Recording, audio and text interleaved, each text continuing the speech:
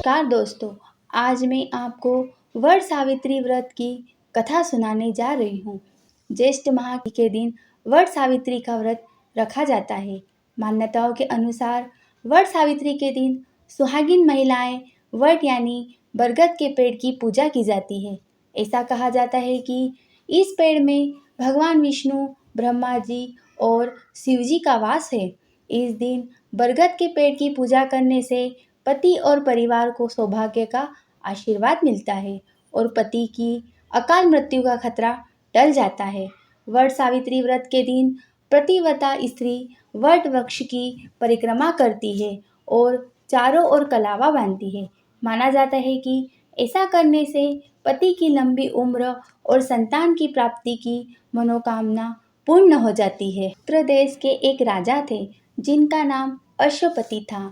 भद्रदेश के राजा अश्वपति की कोई संतान न थी। उन्होंने संतान की प्राप्ति के लिए मंत्र उच्चारण के साथ प्रतिदिन 1 लाख आहुतियाँ दी।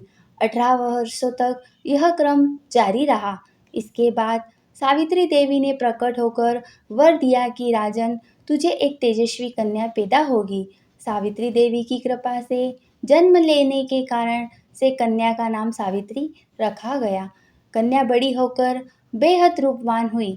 योग्य वर न मिलने की वजह से सावित्री के पिता दुखी थे। उन्होंने कन्या को स्वयं वर तलाशने भेजा। सावित्री तपोवन में भटकने लगी। वहाँ साल्व देश के राजा दयुम्न सेन रहते थे, क्योंकि उनका राज्य किसी ने छीन लिया था। उनके पुत्र सत्यवान को देखकर सावित्री ने पति के रूप में उनका वरण किया। ऋषिराज नारद को जब यह बात पता चली तो वह राजा अश्वपति के पास पहुँचे और कहा कि हे राजन, यह क्या कर रहे हैं आप? सत्यवान गुणवान है, धर्मात्मा है और बलवान भी है, पर उसकी आयु बहुत छोटी है। वह अल्पआयु है। 1 वर्ष के बाद ही उसकी मृत्यु हो जाएगी। ऋषिराज नारद की बात सुनकर राजा अश्वपति घोर चिंता में डूब गए। सावित्री ने उनसे कारण पूछा तो राजा ने कहा, पुत्री, तुमने जिस राजकुमार को अपने वर के रूप में चुना है वह अल्पआयु है। तुम्हें किसी और को अपना जीवन साथी बनाना चाहिए। इस पर सावित्री ने कहा कि पिताजी, आर्य कन्याएं अपने पति का एक ही बार वरण करती है। राजा एक ही बार आज्ञा देता है और पंडित एक ही बार प्रतिज्ञा करते हैं और कन्यादान भी एक ही बार किया जाता है। सावित्री हट करने लगी और बोली, मैं सत्यवान से ही विवाह करूंगी। राजा अश्वपति ने सावित्री का विवाह सत्यवान से करा दिया। सावित्री अपने ससुराल पहुंचते ही सास ससुर की सेवा करने लगी। समय बीतता चला गया। नारद मुनि ने सावित्री को पहले ही सत्यवान की मृत्यु के दिन के बारे में बता दिया था। वह दिन जैसे जैसे करीब आने लगा, सावित्री अधीर होने लगी। उन्होंने 3 दिन पहले से ही उपवास शुरू कर दिया। नारद मुनि द्वारा कथित निश्चित तिथि पर पितरों का पूजन किया। हर दिन की तरह सत्यवान उस दिन भी लकड़ी काटने जंगल चले गए। साथ में सावित्री भी गई। जंगल में पहुंचकर सत्यवान लकड़ी काटने के लिए एक पेड़ पर चढ़ गए। तभी उसके सिर पर तेज दर्द होने लगा। दर्द से व्याकुल सत्यवान पेड़ से नीचे उतर गए। सावित्री अपना भविष्य समझ गई। सत्यवान के सिर को गोद में रखकर सावित्री सत्यवान का सिर सहलाने लगी।